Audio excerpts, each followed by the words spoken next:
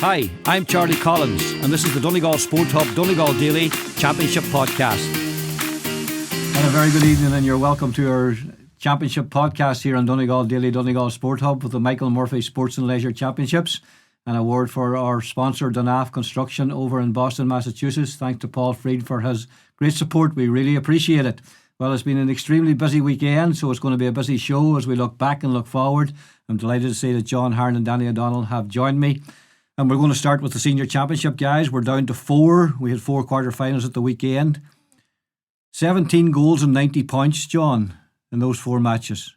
Did it happen? Did that really happen? It did, Charlie. It was a phenomenal weekend of football, and it was brilliant to see. We talked a couple of weeks ago that there was a good feel-good factor about this championship and about Donegal GAA at the minute with Jim coming back, and just a real. Everyone had a positive outlook on things, Charlie, for a change, and I think this weekend's football has just increased that positivity. Like, the crowds were big, and they're going to be big again this week because we're beginning to see attractive football, Charlie, which people want to see. High scoring games, teams going at it. Now there could still St. John's and Glenties mightn't be a classic, when it comes down to it. But it's great to see the scoring, Charlie. It's great to see the shackles seem to have come off. Club managers are beginning to realise that we can play attacking football, attractive football. We don't have to be all about defence. And I think the players enjoyed far more, Charlie, and the spectators definitely enjoyed a lot more. So more of it, please. Yeah. Danny, let's go back to O'Donnell Park on Saturday for the first of them. We felt it would be a 50-50 game. McCool's and Glenswilly, not much in it. That's the way it turned out. But in the end, McCool's getting the last 5 points of the game to come from 2 down to 1 it. And you'd have to say deservedly so. Yeah, they deserved it, Charlie. A brilliant game of football, as John says. I mean, we were all in the stand on Saturday afternoon, and you could see supporters sitting back going, this is brilliant, this is fantastic. And on one end of the field, you had Michael Murphy rolling back the years, scoring 1-5 from play. Or 1-5 in total, Copper 4 points. Then you had Oisin Gallen at the top end, 1-9 in total. Yeah. And it was just a game where you just loved every minute of it. It was fantastic football. There was ebbs and flows in the game. I mean, that very first attack McCool's had, Jamie Keegan wraps one off. Great move. That's right. Brilliant move involving Oisin Gallen and Joel Bradley Walsh. Keegan comes off it, hits the crossbar, and you got a sense even from then. Listen, this is a game. We're going to have a game here today. But we asked the question in here last week: would McCool's be brave enough to go after Glenswilly? In the first half, I didn't think they did. I thought they were maybe showing Glenswilly with too much respect. Copper and Michael Murphy were ripping it up inside big time in that first half. There was a 6-point gap coming into half time, and they got that lucky goal that kind of got them a wee bit of maybe just got them into the game, because the game was definitely slipping away from them. Yeah. And then in the second half, we saw the bravery. I think probably at half time, they kind of said, listen, boys, we're going to have to die with our boots here. Let's chase it down. Now, there's a slight breeze down Don Park that maybe gave them a wee bit more confidence to go after Glenswilly. But I thought their middle 8 started to dominate. Now, having said that, Glenswilly was still 2 points up going down the stretch. Yeah. And like Glenswilly of old would have seen that out. And this Glenswilly team are not the same team as the older Glenswilly team. Not the same experience. Not the same experience, not the same game smarts. Yeah. I would say almost too clean, if that makes any sense. They gave McCool's a chance to go and play. And in fairness, like, their setup, we wondered what they would do with Oisin Gallen. Would it be strength in numbers or man markers? So Mark McAteer did pick him up, and they played Donald Gallagher, the young lad, as a sort of second marker on him, which meant then they had nobody sitting in the D, because Oisin was able to drift from the D. So then they played Keelan Kelly, who we thought might drop into the D in front of Joel Bradley Walsh. But whether McCool's did it by design or not, that left Jamie Keegan free. And Jamie Keegan had a big influence in the game. He scored 3 points in play, 4 points in total. Now, they did tighten up on him in the second half. Jack Gallagher went on him, I think. But he was having a big influence on the game. Sean Martin from half-back, big influence on the game. Their midfield battled, and Joe Bradley Walsh came out the field, had a big influence. But at the end of the day, it came down to Oisin Gallen. Yeah. This guy is the real deal, and he showed it there. I mean, there was about 30 seconds in the game where just sitting in the stand, people were going, wow, what are we watching? Michael Murphy hit, was it a 45? No, it wasn't a 45. It was a free right out on the, with 50 metres out on an angle. That's right. And you could hear, wow, what a score. A minute later, Oisin Gallen gets a free kick right onto the stand on the 21-yard line. Yeah, the sideline. On the sideline. And he puts over the bar. You're going, yeah, this is brilliant to watch. Oh. But look, full credit to McCool's. They chased the game down the second half, and they totally deserved their win. And we'll look forward to the semi-final. Glenswilly, they're saying there's a long winter in the Glen. It will be. You know, I thought on the day they got 110 from Keelan Kelly got their first score, and then they got 1-9 from Michael Murphy and Copper. That's the three older players. Yeah. Their younger lads didn't really step up when they were needed. You know, and then Dahil Kildare surprisingly didn't start the game, and I think that might be something they'll regret because he is a finisher, and he would have, when Glensorry were on top 10 minutes towards half time, they could have been, with another finisher on the pitch, they could have been maybe 7, 8, 9 points up, and game was dead. But that goal brought McCool's back into it, and then they ripped into the second half. Yeah. Glensoley did come back, John, the second half, as we've seen them do before, to lead by 2 points. And I have to say, personally, looking at it, I thought, now Glensoley will go on to win this game. But that was the last score they got. The last 5 scores of the game went to McCool's, and of course Oisin getting the final 3. Yeah, it was strange, Charlie, because although McCool's had come back and had done so well to get back into the game, when Michael Murphy went out and got that point from the massive free, and I think then the goalkeeper kicked it, the short kick out, and the number 7 was it, ran over and back for a good period of time, but he ended up giving it back to the keeper, free in front of the goals. Oh, you thought, oh Jesus, it happened St John's against Glen and lost their club a couple of years ago in the same place, and you thought, such a soft free to give away at such a vital time, and that put Glensoley 2 up, 114 to 112.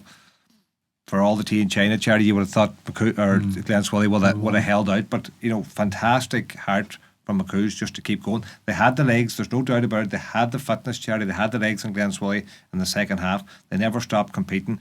And as I said last week, you know, about the kickouts, what would they do? So when they went level at 114 apiece, they weren't sitting back, you know, saying we'll go the extra time here or we'll try and hold on. They went to win it, Charity, and they won the kickouts and they went at it and they got their 3 points and game over. And you know, it was brilliant. Fair play them, Charity. Their tails are up. They got a massive reception from their supporters going off the field afterwards. It was great to see. It's great to see another team coming and their supporters getting behind them. They have momentum now, Charlie, big momentum.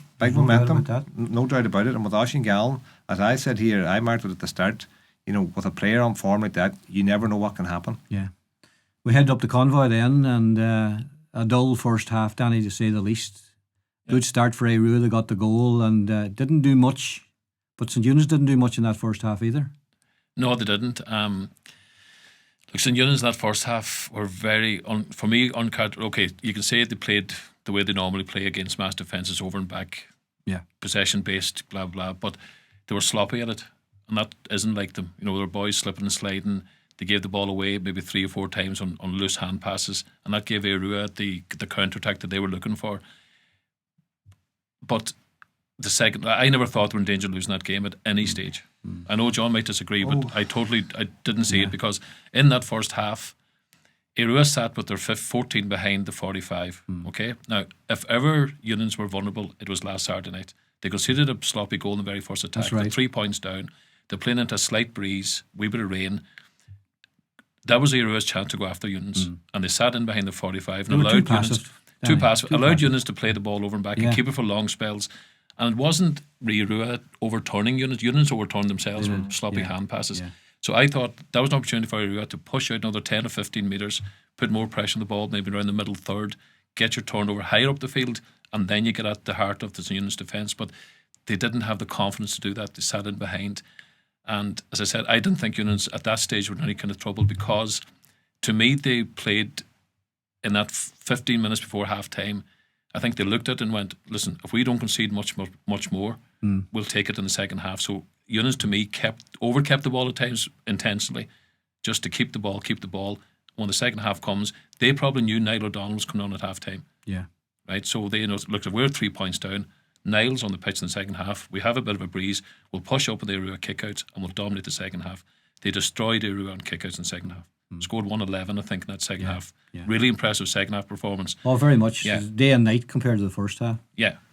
Were you worried, John? Because, I mean, okay, Niall O'Donnell came on, made a huge difference, and it was a difference in units in the second half. Maybe, I'm sure Danny is right in terms of, right, here's the plan, we'll not concede too many and we'll take it from there. But that's a risky strategy. Risky, Cherry, I tell you. Like, maybe I get too involved in it, Cherry. I get too emotional when they're playing. Like, I'd be sick of the games, you know what I mean? Like, it was, and that first half was just awful. You know, like, Danny can step back a wee bit maybe and look at them other things and look a cool head and say, but for me, Cherry, no, I was pulling my hair out, and I think a lot of St John's supporters were pulling their hair out. The wee bit I have left in that first half, Cherry, because it was hard to watch. But I do see, in reflection then, and talking to some of the players and talking, to people, it was a bit of a containment thing, So that's fair enough, Cherry. But when you're watching it and they're going over and back and over and back, and I think we had 4 shots or maybe 5 shots in the first half, you're not going to score a lot. No, like we scored 2 points, we missed 3, but we're not. So that's from my point of view, Cherry. I was worried. I was very worried. But the problem is, and like if you're only critic of the Union style play against that type of defence, right? The problem Unions have is they don't have. So how do you break down 14-man defences? It's difficult, right? That's the reason they do it. Very difficult. So the team that plays 14 behind the ball aren't there to win the game. They're there to stay in the game. Yeah. Okay. So then everybody thinks the onus is on the attacking team to make it an entertaining game. The onus isn't on St Eunice to make it a game. No. You're right, Charlie, but Eunice have to do what they have to do. But the one way of beating it is the high ball. And with McGettigan not in your full forward line, you don't have a Michael Murphy type player that can win his own ball, win a free, get a score. Yeah. You didn't have Niall O'Donnell on the pitch to cut teams open along with Shane, so that was blunted your attack. And you didn't have Conor O'Dea coming from 6, big, powerful, strong player that can create overloads, get your 1-2s, draw your frees. So St Eunice were restricted in what they could do from an attacking sense. And what they normally try to do is flood players in close to goal, and the likes of Peter McNiff, Kieran Tobin might appear in the D, play a 1-2 with somebody. But that's where you need Niall coming off it or Conor O'Donnell coming off it. Yeah. So they didn't have those lads on the pitch on Saturday night in the first half. So I think once they conceded the goal and saw the conditions, they went, look, they should have played better, there's no doubt. They were sloppy. They were sloppy better. And they could have done better. And they were excellent in the second half. Yeah. And that's maybe where we get frustrated, where people say, gee, they could play like that in the second half. Why couldn't they do that in the first? And I know Danny's right, like it is very hard to play against the thing. But even like things on pushing up in the kick out, like why didn't we push up on the kick out in the first half? Like they were coming out to the 45. Yeah. Our boys, the full forward line, letting I think the ball go they short, probably had a slight. I think they probably had a slight fear that Peter Boyle could go 50, 60 metres. He has that. And then remember they conceded a goal off a long ball in when Conor Morrison slips. So that might have been in their psyche a wee bit. No, listen, we can't afford to lose another goal. So Kieran Tobin sat in the half back line and somebody else sat and they didn't mark. They kind of waited for that thing over the top. So they're happy to let go down the cornerbacks and retreat to the defence. But the second half was good, Charlie. But very good. But all's well that ends well, John. Well, yeah, but listen, they have a big challenge this weekend and they know that, so they need to talk about that in a few minutes. Bizarre game, Danny, in Falcarra. 5-14 to 3-11. I was in O'Donnell Park, as you were. I was sitting in front of you. Aye, and the first score I got was 2-3 to a point for Gweedore, and I thought, they're going to walk away with that. And the next thing somebody says is 3-7 to 2-5 for our draw. And we were halfway through the first half. It was. I've been talking to a number of people about it, and they said they never saw a game like it in all their life. This, I was talking to Peter McGee today, and he said the turnover, they led by 8, and then they were 6 or 7 behind all of a sudden, crazy stuff. Yeah.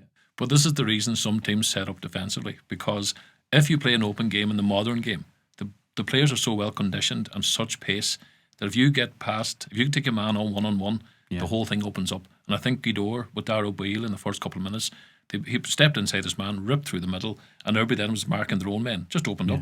And the same thing, now I'm surprised Gweedore conceded, they were 8 points up, wasn't it? And then they conceded three goals themselves. In 5 or 6 minutes. A Gweedore team of old would never let that happen. No. Never let that happen. Now, Neil McGee wasn't at full back. Now, Kieran Gillespie, it's good to see him back, by the way. He was playing full back. Absolutely. So, it just seems to be a game where just the two teams now to play. And that's what John said at the start. We're starting to see teams now playing without fear, taking the game on and going, look, if we're going to lose, let's dive our boots on here. And look, I can give credit to our draw. Our draw came into the last game against McCool's underdogs, got a big win. They could have gone to Falcarra and shut up shop. They went man to man and said, look, let's give it a go. And they'll go home after that game beaten, but proud of their performance. And something to build on into next year. And that's all you can ask for, Charlie. As you say, Danny, be proud of your performance, give it everything, leave it all on the pitch, and whatever happens, happens. But rather than that, there and everyone behind the ball and over and back, and no enjoyment for the fans, and no crack at a match. Apparently, as you said, Charlie, I wasn't at it either, but reports that CJ put on an exhibition at full forward, fantastic, apparently, and quick hands and set up goals, and he was getting the crowd going and a bit of crack, and the atmosphere apparently was great. But Gweedore, Charlie, they're moving nicely. I know that conceding 3-11 to Ardra might be a concern, but they're going well. They're getting a lot of game time into a lot of key players, and you know, They're in the semi-final. They're in the semi-final and scored 5-14. 5-14. No score from Owen McNeilis. Yeah, so he still has to hit. If he starts scoring, they're dangerous. Absolutely. And the reserves are flying too, Cherry. So Gidor have a lot of players. Coming, and some of them aren't mightn't be household names, but a lot of them have played county minor, county under 21, kind of under the radar, but very, very good club players, and they're going to be a match for anyone. They are. And the final one, Danny, down in Killybegs, a tight game. Kilcar, with the elements in their favour in the first half, led at half time. I think by double scores, was it? 7-3, 7-3, something like that. But Niamh Connell came back, early goal in the second half, and the gates opened then. Yeah, and I said going into that game that I thought Kilcar would give it a right good rattle. But unfortunately, that rattle lasted about 45 minutes. Yeah. And look, they were 7-3 up against the Breeze. And according to anyone, I wasn't at the game, but well worth their 4-point lead. But probably realising it needed to be more than that with the Breeze and Killybegs. Yeah. And then they needed to keep Niamh Connell out early in the second half. They scored a point early, and then a 45 in under the crossbar, hits the back of Kieran McGinley's head apparently, and then back of the net. Game level, and from then on, there's only been one winner. Now, Kilcar battled for another 10 minutes or so, but then 2 quick goals. And according to all reports, Niamh Connell were just typical Niamh Connell, absolutely ruthless. Yeah. They could have taken points instead of that. Now, that may be the rivalry between themselves and Kilcar. Yeah. They just buried Kilcar when they got the chance. Look, Kilcar, obviously on the way in, Charlie, there's no doubt about it now. That result probably shows that. Yeah. Ryan McHugh battled away for them apparently, and Paddy McBrady, and they did battle, but they're just lacking. They're not at the same level now with Niamh Connell as they were maybe 3 or 4 years ago. So worrying signs for Kilcar, but at the same time, they're coming up against the best club team we've seen in the county, and they're just a formidable machine-like outfit. And I mean, that's the 3rd or 4th time they've been behind in big games this year, championship games, and there's never panic. It's just stick to the process, keep doing what they're doing. And that was them without Ethan O'Donnell. Ethan O'Donnell came on and went back off again. Yeah. That'll be worry for them going into the St Eunan's game of the weekend. But they're doing what they do, beating whatever comes in front of them. St Eunan's, Niamh Connell, semi-final at the weekend, John. Big game. Big game, Cherry. People are chatting about, they didn't want each other, but I've said it from day one. Someone might hang this up in that dressing room come a county final, but the only team that'll beat Niamh Connell is St Eunan's, and the only team that'll beat St Eunan's is Niamh Connell. That's what I've thought all along. Now, what I'm seeing, McCool's and Gidor, listen, in a county final, any of them is going to have a chance.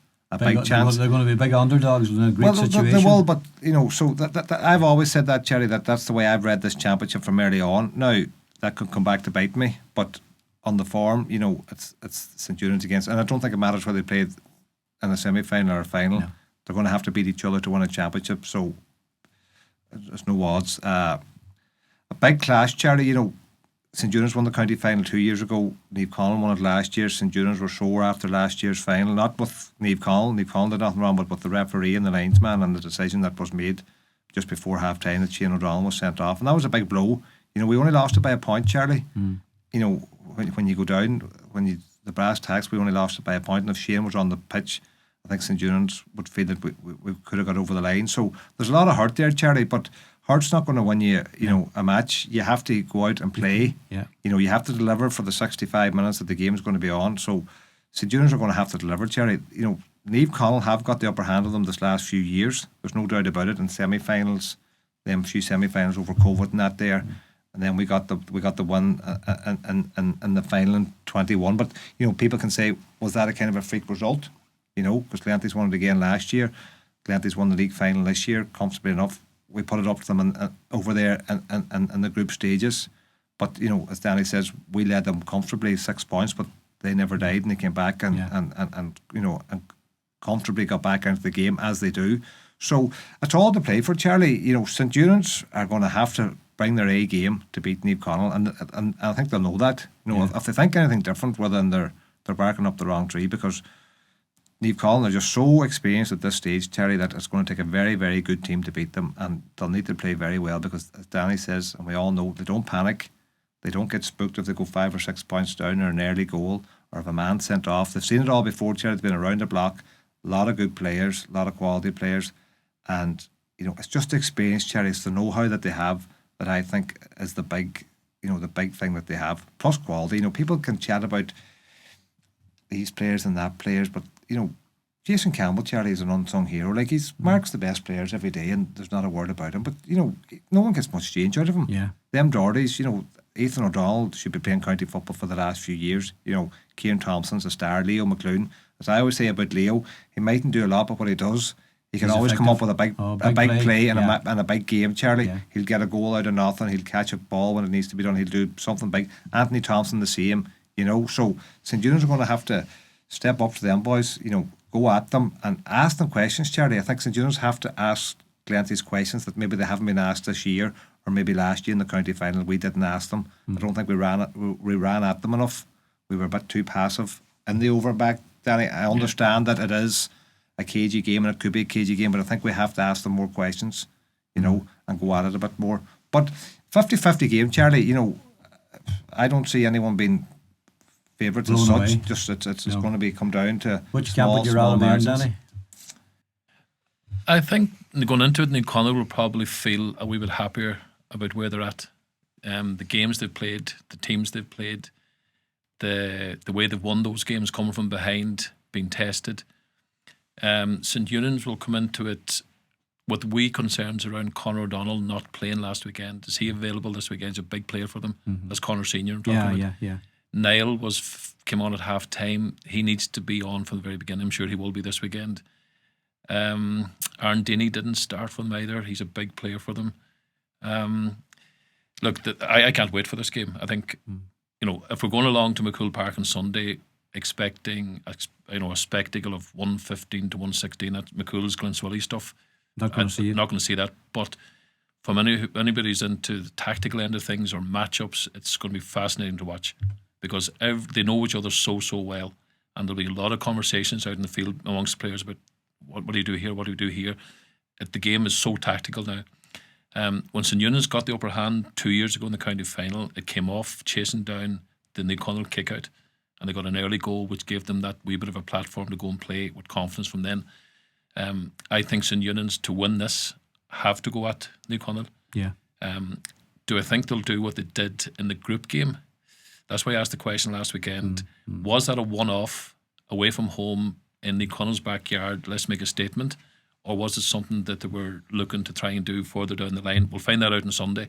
What I think they will do is I think they'll push up aggressively, really aggressively, on the New Connaught kick-out. I think that has to be something to do. I don't think New Connaught will do the same against Sean Patton. I think they'll have a fear that he'll go over the top on them. They will do a fairly good press, but it won't be full on, just in case, because Patton played that on Saturday night. In one stage in the second half, he boomed it at the night. One touch later, Niall O'Donnell gets a point. Look, Niall O'Donnell is central to this for St. Eunice. He is the X factor, and him along with Shane have the ability to cut teams open. So it's going to be intriguing to watch. It's going to be, the matchups are going to be massive. The way I look at it, right, this rivalry really started probably 4 years ago, John. If we're talking about the two semi-finals, then a final, maybe 5 seasons now. The personnel in both groups are the same. Right? The Eunice team of 4 or 5 years ago is obviously they're both 4 or 5 years older. But the difference for me is that St. Eunice now, the 19, 20-year-olds are hitting their prime, 23, 24. Niall's hitting his prime. A lot of Eunice players are either getting a lot more experience, a lot more mature, some of them in their prime. New Connaught have that same type of player, but the old guard are 4 years older. So if Eunice play a passive possession type game, that's something that will suit New Connaught. If they play high octane, high intensity, man to man, let's take you on, because what Eunice probably will feel they need to do is to take on the likes of Liam McClune and Owen Wade if he's available, Anthony Thompson. Not disrespecting those players, they're class players, but they have miles in the clock that they didn't have 4 years ago. So have Eunice the confidence to go and take Glenty's on in the semi-final? That's the big question. If it's a passive game where it's both defences doing what they do, we've seen over the years New Connaught can tough that one out. They've always been like Kieran Thompson can come off. They've got really good players, the Dohertys. So this is going to be intriguing, Charlie. It's going to be fascinating to watch what both teams do, how Martin Regan sets his team up tactically, how Rory Kavanagh sets his team up. And I think, look, there'll be moments in the game where both teams will smell blood, and then as it comes down then the quality of the players on the ball, can they go and put that chance away, or you know what I mean? But look, this could go all the way, Charlie. This could go all the way to penalties. I don't know if penalties are available or not, but This is going to be I tight. think they are. Unless one team gets 3 or 4 points up, and then a real proper match could break out. Yeah, well, that's You know, exactly. that's what That could you'd happen. hope for. Yeah, You and know, if it's tight, it's going Yeah. to stay tight. Absolutely. Yeah. All right. Saturday before that was played Gweedore and McCool's. We've already talked a wee bit about it, John. But 50-50 or Gweedore slight favourites or It's hard to know, Charlie. Maybe Gweedore slight favourites from the fact that you think they have the experience. You know, they've more experience than that Glen Swilly team. You know, if we look at McCool's, Charlie, the first game was away to Gweedore and they lost it.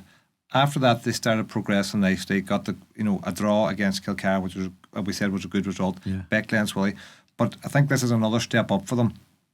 And it's a county semi-final, which they haven't experienced before. So that's going to be new for them. They're going to have massive support there. Going to be massive pressure on Oshingal. These boys can they deliver again on the big day. I would put Gweedore slight favourites, Charlie. But when I say that, I mean slight favourites. I think it's very much, more or less a 50-50 game. Can Neil McGee start? Obviously, he's not going to be fit to run around after Oshingal for the whole day, but maybe sit in there and tell the other boys what to do and hold it. And if someone's coming through, they won't get through for a goal. He'll stop them or send someone out to stop them. Ken Kieran Gillespie, great to see him back. He got 60 minutes in his legs the last day. Will that bring him on? Eamon McGee, the experience of Owen McNeillis. They've a bit more about them, I think, than Glen Swilly. Although Glen Swilly had Michael Murphy and Gary McFadden and Keelan Kelly. Gary McFadden and Michael stayed in all day, more or less. So they didn't have an awful influence on the game out the field, where Eamon McGee will and Owen McNeillis will and Big McBride at midfield. So it's going to be intriguing, Charlie, and I think it's going to be a good game. Yeah, you can nearly say that rather than the St. Julian's Neve Collin game, which is going to be tight and cagey. I think both these teams are going to go at it because they're getting the good press, Charlie, and that's people like it. Everyone's got an ego. People like the club managers are like to see everyone saying, "Geez, wasn't that a great game last week?" And you scored so much. It's great to see it because I know what they're saying about St. Julian's, and that's the opposite. So you can be sure that the Gweedore managers and Ronan McNeillis and fair play to Francie, he's got the transplant anyway. It's all out it's all out attack football. So I don't think they're going to be cagey. And they're going to go at it. So I'm thinking, Charlie, it's going to be a mighty game. Hopefully the weather's good. There'll be a big crowd in O'Donnell Park, and I think it could be a shootout of high scoring, something like we seen last week. And I think there's going to be nothing in it, Charlie. No, what do you think, Danny? Yeah, another brilliant game to look forward to, Charlie, because it's probably slightly opposite to the other semi-final. I think the first semi-final might be a fear factor around losing to your biggest rival in a semi-final. Yeah. Whereas in this game, I think it's an opportunity. I think Ronan McNeillis said it in an interview afterwards that he's not been cute Gweedore on this. I think he's been honest that they didn't really expect to be in this situation this season. They're kind of rebuilding the team a wee bit.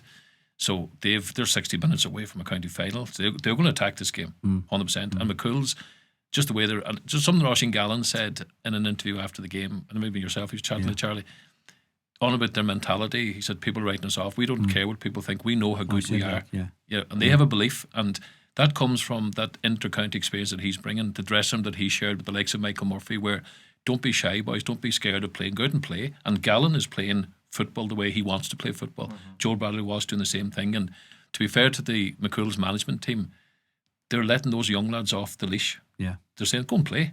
And if they can get to a county final on the back of that, what an achievement that is. Absolutely. So I'm expecting a really good game of football.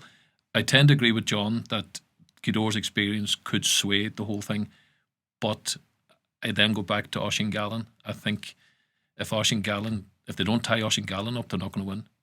No. I think Oshingallen is that good, and it's not that he's the only problem. They need to mark Joel Bradley Walsh and Jamie Keegan as well. So they've 3 forwards up there, and young McGinty's not a bad player inside as well. Impressed by him, though. Yeah, so they've like McCool's have forwards and they have legs, so they'll match Gweedore's running power.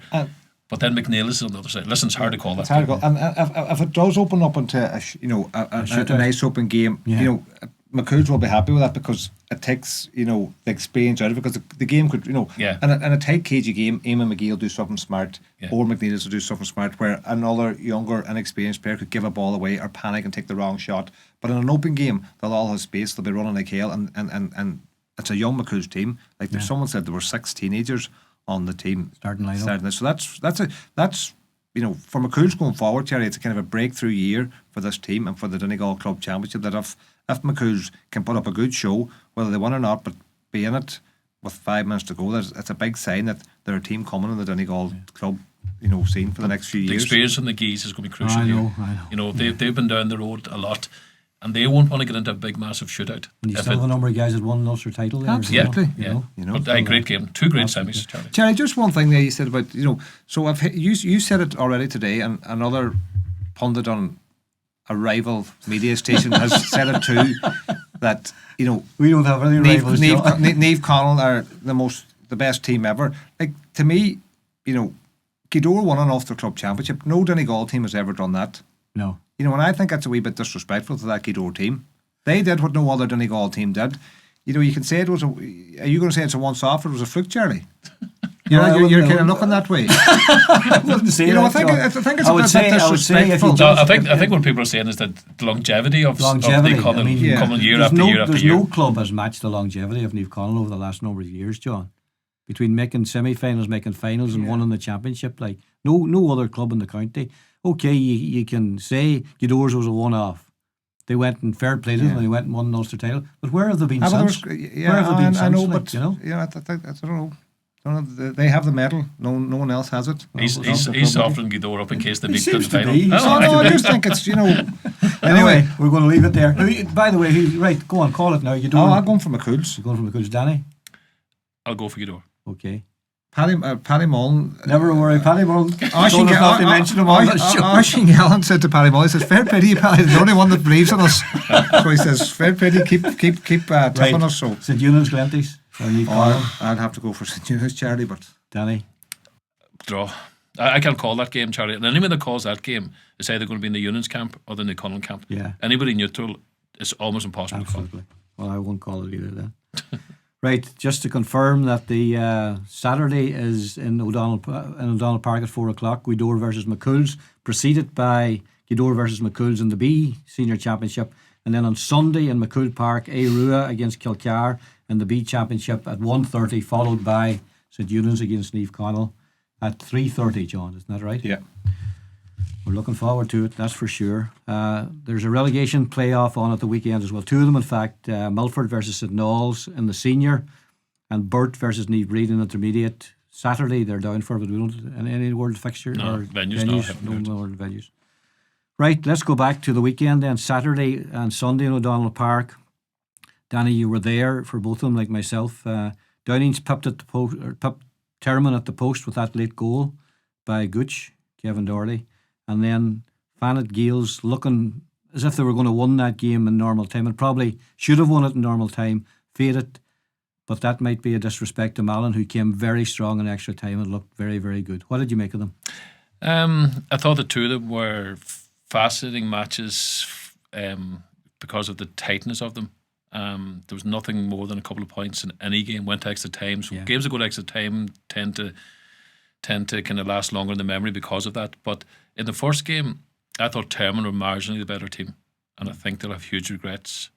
They kicked some wides, Danny. They kicked something 13 wides in the game. They kicked some wides. But in the closing minutes of normal time, they got the goal which gave them that wee cushion from Bobby McGettigan, and to me they looked to be in control of the game, but Downing's never give up and they're always there because they're the forwards are always threatening, but the time that the chance in the last minute of the game, Termon were keeping the ball, recycling the ball, that over and back stuff, right? And they managed to get themselves boxed in, got turned over. Downing's got possession of the ball, threw a free kick, we go to extra time, right? So that was Termon almost had it in their grasp that time. Towards the end of extra time, they had it in their grasp. 2 points up. Young Jack Alcorn, he actually had 4 shots in extra time. He scored the first one, missed 2, and then scored another one, which was brilliant from him in terms of bravery. Didn't put him off the couple of misses. They're 2 points up. They have possession of the ball again, and then they cough it up, and Downey's hit them the counter-attack, and the game's gone. But you could almost see it going to happen, Danny. You're looking down at the pitch and thinking, you're going to get caught out here, boys. Yeah, because some of the lateral passing was behind the player, so they're retreating rather than keeping it going forward. And they have players that can take men on, but they kind of went cagey. But Downing's made a switch. Now, I saw Downing's making a double substitution with about 4 minutes or 5 minutes to go in extra time. they brought on Max Davis, who played at right half back, and Ethan Cullen put into the forward line. That's right. The big switch then, what they did, they took off Alan Pasoma, who was playing as a +1 in front of Bobby McGettigan, who went into full forward, right? And they pushed Gooch into the half forward line. Yeah. And then when that ball got turned over, it was the right ball, but bad execution into Darren McDade.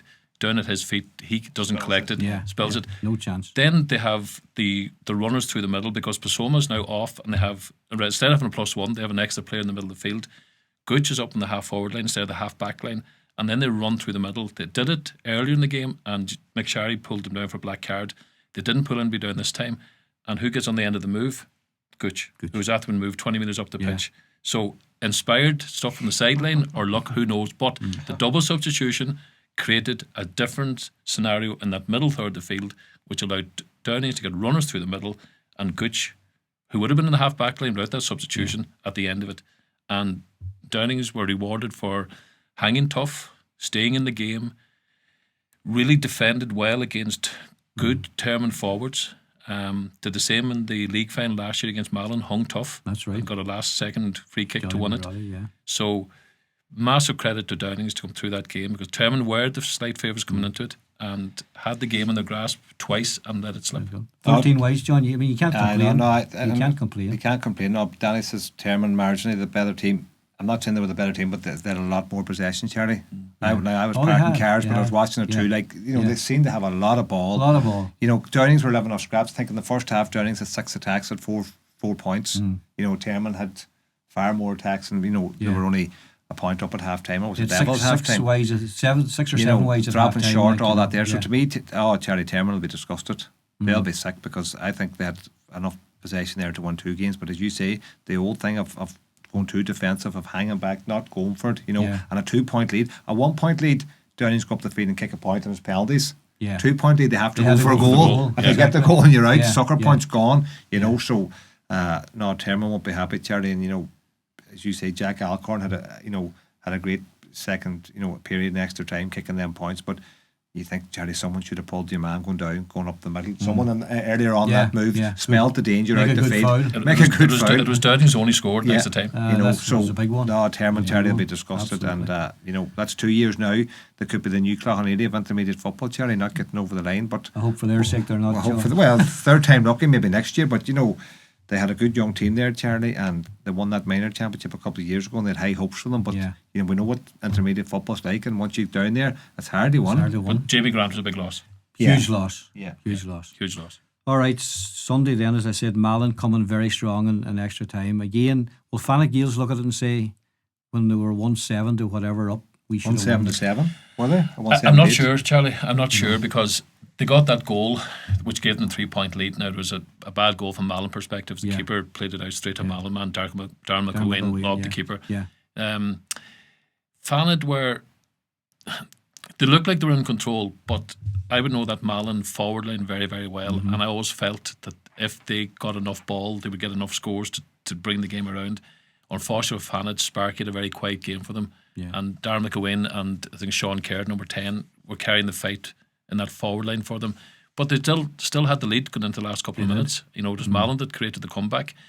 Malin were 2 points down, came back level. Christy Fildar with a massive score. They still had a chance from a 45 and a free dropped short, both dropped short.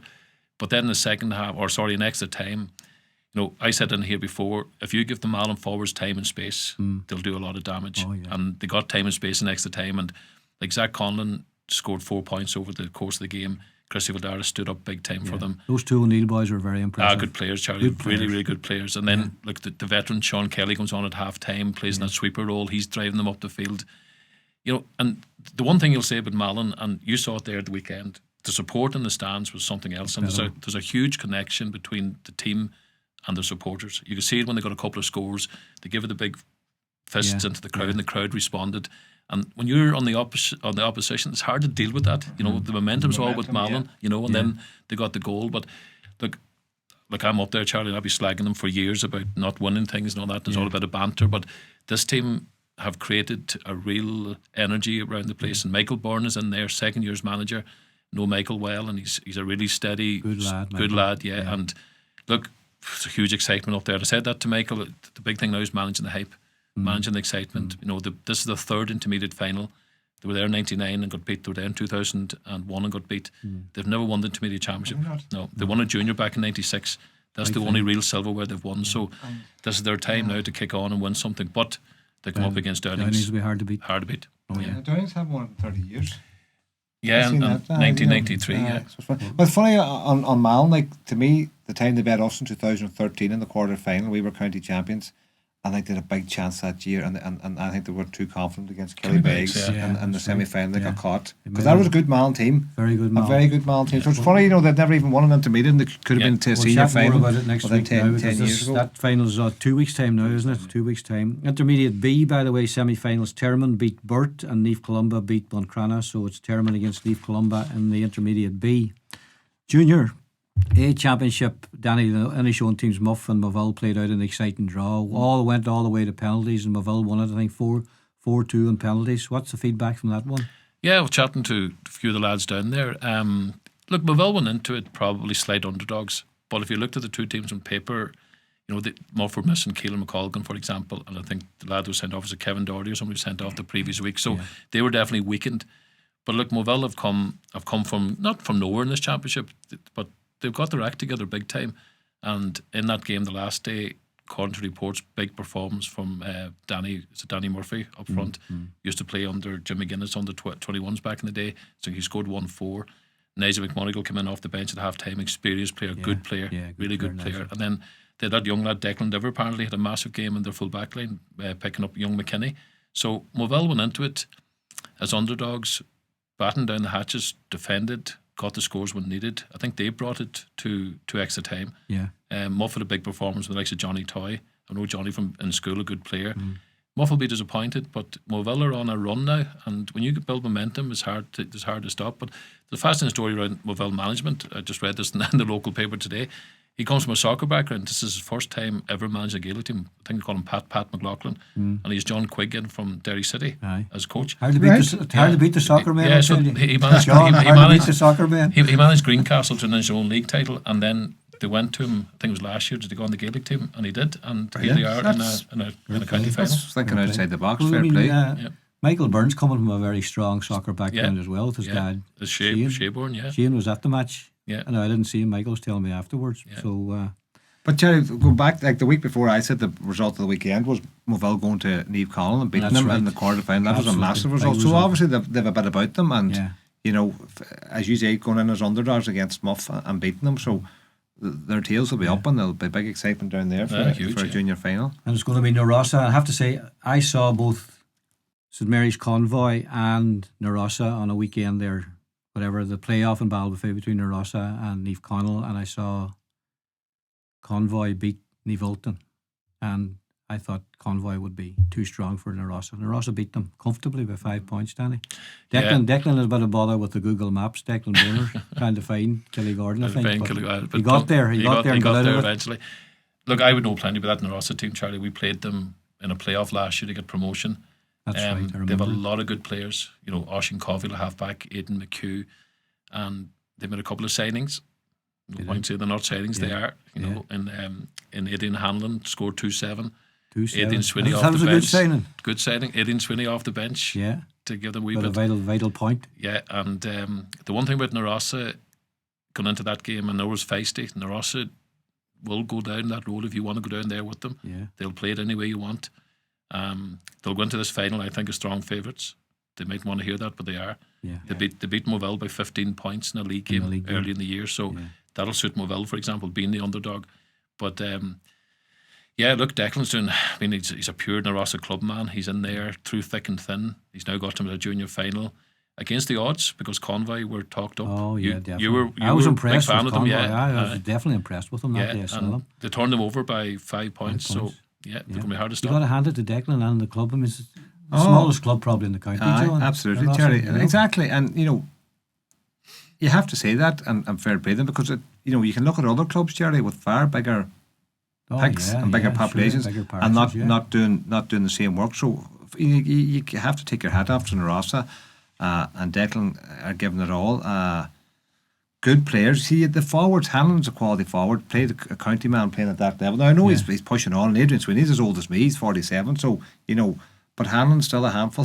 Hanlon's a handful at that level, Charlie. You're going to come back, are you? No, definitely not. So, the Rossa will be hot favourites, and, they're going to have to handle that because they're probably not used to that. Yeah. But they're going to be favourites going into a Junior A final, so that's all to play for, but they're in a good position. We might chat a bit more about it next week when we have time. Yes. Junior B, Robert Emmets beat Carndonagh in the semi-final. The other semi-final between St Mary's Convoy and Eve Ulton's on Friday night. In the C Championship, Glenfin beat Neve Connell. Neve Connell, teams outside the first team, haven't had a good year. They've gone out of all competitions now, I think, which is a surprise. And then McCool's beat Glenswilly, so they play one another now, Glenfin and McCool's in the derby match. And the other semi-final is Petticoat against Termon. The Ladies' Championship, Danny, we were talked about it here last week, and John, you were saying about Geraldine. Geraldine didn't play, but Termon still won it 2-5 to 7 points. Shannon McLaughlin and Ciara McGarvey, who apparently had a fantastic game, got the goals that won it for them, but very little gain between the two sides, and the goals won it actually for Termon, I think, yeah. Yeah, the goals won it, and I think Ciara McGarvey had a huge game for them, and I think Emer Gallagher picked up Karen Guthrie from Karen played full forward, Emer marked her at full back, so that was a big matchup that Termon probably targeted. But I think they made a substitution at half time, taking Roisin Yankee out of goals and played her up front and brought Evelyn McGinley in at half time, who would have been a county player. She may have been injured or something, I don't know. So they strengthened their team at half time and went on to win the game. Yeah, they got the goals, Charlie. Goals in ladies football are huge because both those teams played defensively against each other. Yeah. So it's no more than St Eunan's and New Connell next weekend. If any of those teams hit the net twice, that game's over as well. So goals won the games for Termon. And look, you'll feel sorry for Glenfin because they lost last year on the dreaded free kicks. Free kick was at that game. But they probably don't have any complaints this year. You'll beat by 4 points in the county final. Would suggest without Jerry, like you have to take your hat off to the Termon ladies because they keep bringing through players. Glenfin went out to Yvonne Boner as well. Yeah, I know. That would have cancelled it. Big loss. Termon keep developing young. I suppose a successful team like that, young girls will want to play for them, and they're doing it. Exactly. They're bringing them through, and they have a big development out there at the minute, and they're the ladies football is really putting them on the map. When the men are maybe not as strong, but no for like it'll be said maybe the Termon ladies, not that they're one lady team, but Geraldine's their star player, and to go out and win a county final without your star player, it's not easy. And fair play to them. They got the scores and they got the job done. So fair play to them. Well done to them. Junior A was won by Dunlow, a coming team. A lot of good footballers in Dunlow. 20 balls in charge with a lot of gear. 111 to 5 points. Kilcar beat McCool's in the Junior B, 310 to 110. Neve Connell beat Moville in the Senior Shield, 2-6 to 8 points, and Muff had a victory over Glenswilly in the Junior A Shield. So that was all the action at the weekend. We're excited about the weekend, boys, I have to say, aren't we? Absolutely, Cherry. Really can't wait. Can't wait. No, it should be brilliant. Because you have a great taster for the championship semi-final on Saturday in O'Donnell Park, and then across to McCool Park on Sunday. I think both places will be packed on Sunday. Hopefully, Cherry. I hope that the crowds will come out. They will. Aye. And look, you have to give credit to the CCC or whoever comes up with these formats. And a lot of people were a wee bit critical at the start. They were. But what I like about it is, we talked last year here about having too many teams playing senior championship, 16 teams, right? If we reduce that to 8, for example, your draws don't come through, fair chance McCool's don't come through, it's going to be the same 8, maybe change 1 or 2 every year. Because of the nature of the draw now, every team, like I think 1 or 2 managers come out and said we should be seeded, the top 4 should be seeded.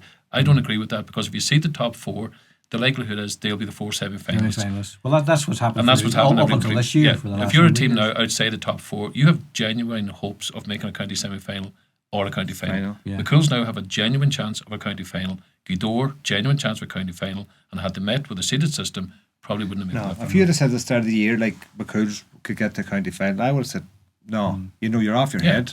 It's just not possible. Yeah. Well, the last 3 games, John, they drew with Kilcar. They beat 4 Masters on a bad night, scored 15 points in bad conditions, and then they beat Glenswilly. So as I said earlier on, there's momentum there with them. Oh, they're the team at the minute, Jerry. Gweedore weren't overly impressive during the league campaign either, you'd have to say. Yeah. I think the only loss they had was to Airua, mind you, but they weren't overly convincing. But they've picked up a bit of momentum now as well. They have, and you know, we just hope that it's an open game. But I think it will be an open game. I think them two will go at it. And to your point earlier on, people don't have any more excuse to say the games are boring, the games are hard to watch. They're not hard to watch. They're entertaining for loads of different reasons. So get the crowds out. Look forward to county semi-final weekend. It's huge. We certainly will. And we'll be back next week to talk about it all and what happened and who's through to the senior final, and then we'll be able to look forward to the or look back over the junior finals and stuff and looking forward to them as well. I'm all confused now. They're not on this weekend. They're on the weekend. Looking forward to them, yeah. So there's a break in the senior championship at the weekend, which allows the two finalists. So the following weekend we'll look forward to the junior and intermediate finals. So that's it from us. Thanks to Donaf Construction in Boston, Massachusetts for their support. Paul Friel, it's much appreciated, Paul. And Tommy Conway looking after us here at Full Tilt Studios at the Mountaintop in Letterkenny. Thanks again, Tommy. Is there anything else we need to say, John, do you think, before we go? No, hopefully, Terry, now it all goes well and there's no big refereeing decisions that go wrong or there's controversy or something like that. So may the best teams win at the weekend. And very good. Do we know who's refereeing these semi-finals yet? No. I was going to say it, Dave, they were not going to say it. No, I don't think so. I think you look as if you do know. No, I don't know. No, I don't. You would think Adam McPhee. I was saying Adam McPhee. He didn't do any of the quarterfinals. No, he may do probably number one ref in the county. Mark Doreen didn't do one either. So you think maybe them too? Possibly. Anyway, that's nothing we can do about that, as they say. No, that's we have no influence on that, thank God. All right, folks, thanks for joining us, and we'll look forward to seeing you again next week. The Donegal Sport Hub Donegal Daily Championship Podcast.